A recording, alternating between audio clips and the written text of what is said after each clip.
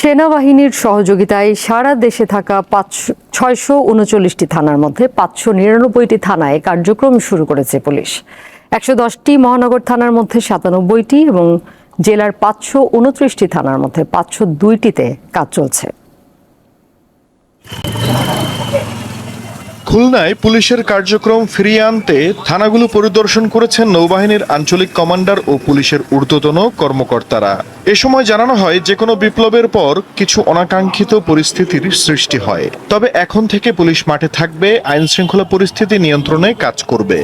আমরা আশ্বস্ত করতে চাই সাধারণ নগরবাসীকে যে ছাত্র সমন্বয়ক, ছাত্র আন্দোলনের সাথে জড়িত তাদেরকে নিয়ে আমরা একটা নতুন বাংলাদেশ গড়ার জন্য নৌবাহিনী, সশস্ত্র বাহিনী এবং আমাদের পুলিশ বাহিনী আমরা কাজ করে যাই।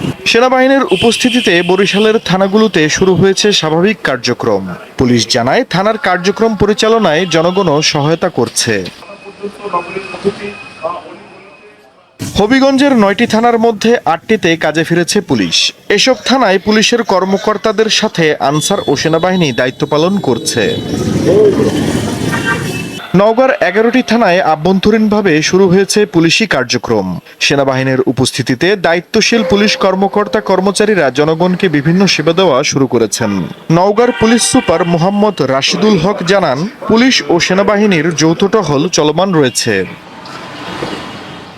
কুড়িগ্রামের 11টি থানায় শুরু হয়েছে পুলিশি কার্যক্রম।